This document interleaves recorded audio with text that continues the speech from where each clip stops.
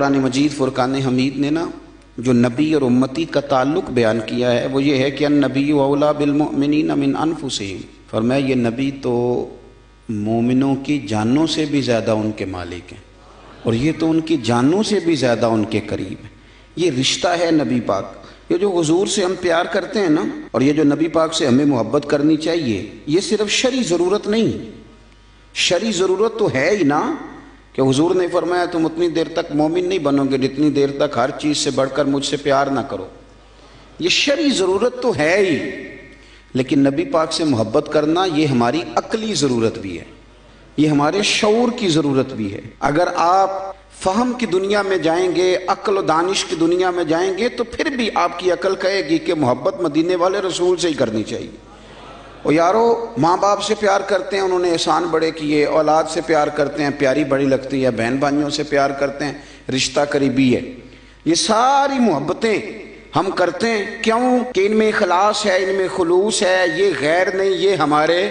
اپنے ہیں۔ لیکن یاد رکھنا ان سب سے بڑھ کر مدینے والے رسول ہمارے اپنے۔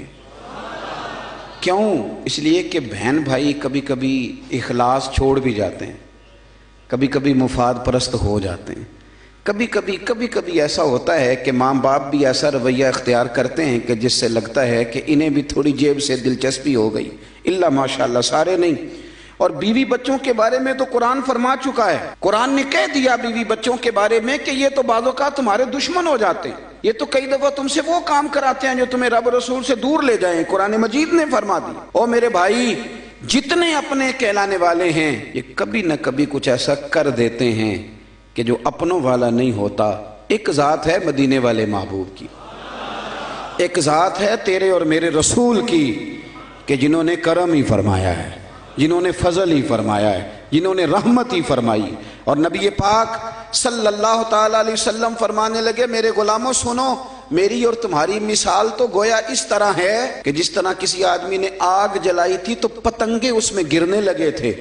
اور وہ ان کو بچاتا تھا، پیچھے ہٹ جاؤ پیچھے ہٹ جاؤ، یہ آگ ہے۔ فرمایا تم بھی جہنم کی آگ کی طرف گرتے ہو اور میں تمہیں سینہ بند سے پکڑ پکڑ کے کھینچتا ہوں اور ادھر نہ جانا جل جاؤ گے، ادھر نہ جانا تکلیف میں آ جاؤ گے، میں تمہیں کھینچتا ہوں۔ تو ہر رشتہ کسی نہ کسی موقع پر بغاوت کر سکتا ہے، دور ہو سکتا ہے، وہ مدینے والے محبوب کی ذات ہے۔ زندگی سنوارنے کا سلیقہ بھی دیا،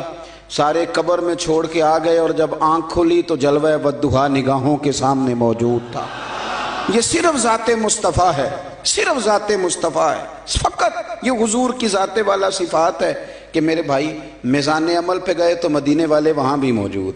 پل صراط پہ گئے تو حضور وہاں بھی موجود، اگر حوض کوثر پہ گئے پیاسے ہو کے تو حضور وہاں بھی موجود۔ گویا جہاں جہاں ضرورت پڑی، جہاں جہاں مجبوری ہوئی، کئی اپنے کہلانے والے مجبوریوں میں ہٹ گئے، لیکن دنیا کی پریشانی سے لے کر قبر کی پریشانی تک اور قبر کی آزمائش سے لے کر جہنم کی پریشانی تک جو ہستی ہمارے ساتھ ساتھ رہے گی وہ ہمارے آقا و مولا مدینے والے محبوب صلی اللہ علیہ وسلم کی ہے۔ اس لیے عقل کا بھی تقاضا ہے کہ جنہوں نے کہیں ساتھ نہیں چھوڑنا ان سے پیار کیا جائے، ہر جگہ جنہوں نے ساتھ رہنا ہے، جنہوں نے محبت کو نبھانا ہے، ان کا کبھی بھی دامن کرم نہ چھوڑا جائے۔ کچھ چیزیں ایسی ہوتی ہیں کہ جو آپ کی طبیعت کہتی ہے کہ یار اس بندے نے بہت عمدہ کہا۔ مظفر وارسی نے کچھ باتیں کی تھی بڑی خوبصورت، وہ کہتے ہیں کہ سیاہیاں مجھ میں داغ مجھ میں اور جلیں اسی کے چراغ مجھ میں، اثاثہ قلب و جاں وہی ہے، میرا تو سب کچھ میرا نبی ہے۔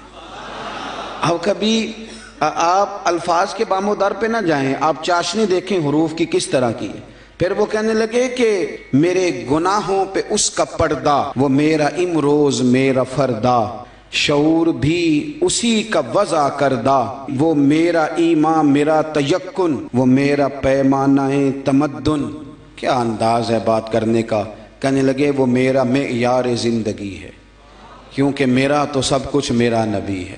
کہنے لگے وہ میری منزل بھی ہم سفر بھی، وہ سامنے بھی پس نظر بھی، وہی مجھے دور سے پکارے،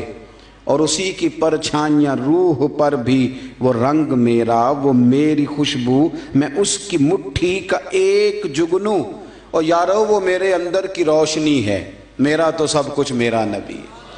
وہ تو میرے اندر کی روشنی ہے، میرا تو سب کچھ میرا نبی ہے۔ اور پھر کہنے لگے اسی کے قدموں میں راہ میری، اسی کی پیاسی ہے چاہ میری، اسی کی مجرم میری خطائیں اور اسی کی رحمت گواہ میری، اسی کی مجرم میری خطائیں اور اسی کی رحمت گواہ میری۔ کہنے لگے اسی کا غم مجھ کو ساتھ رکھے، وہی میرے دل پہ ہاتھ رکھے، وہ درد بھی ہے پر سکون بھی ہے، میرا تو سب کچھ میرا نبی ہے۔ ان کے درد میں رونا تو پڑتا ہے پر اسی رونے میں سکون ہے، وہ درد بھی ہے سکون بھی ہے، میرا تو سب کچھ میرا نبی ہے۔ اور پھر کہنے لگے ازل کے چہرے پہ نور اس کا، ظہور عالم ظہور اس کا، اسی کی آواز گفتہ حق، خود اسی کی تنہائی طور اس کا، بہت سے عالی مقام آئے، بہت سے عالی مقام آئے، بہت سے عالی مقام آئے، پر خدا کے بعد اس کا نام آئے، بہت سے عالی مقام آئے پر خدا کے بعد اس کا نام آئے، وہ اولی ہے وہ آخری ہے، میرا تو سب کچھ میرا نبی ہے۔ اور پھر کہنے لگے نہ مجھ سے بار عمل اٹھے گا، نہ عضو ہی کوئی ساتھ دے گا، اگر کہے گا تو روز محشر خدا سے میرا نبی کہے گا، سیاہیاں داغ صاف کر دے، اسے میرے مولا معاف کر دے۔ انداز دیکھیے، کہنے لگے نہ مجھ سے بار عمل اٹھے گا، اسی کو انہیں جو کہ ہاں صحیح، نہ مجھ سے بار عمل اٹھے گا، نہ عضو ہی کوئی ساتھ دے گا، اگر کہے گا تو روز محشر خدا سے میرا نبی کہے گا، سیاہیاں داغ صاف کر دے، اسے میرے مولا معاف کر دے۔ کیونکہ یہ میرا عاشق ہے وارثی ہے، تھوڑا سا مظفر وارثی سے معذرت کے ساتھ، یہ میرا عاشق ہے قادری ہے، میرا تو سب کچھ میرا نبی ہے۔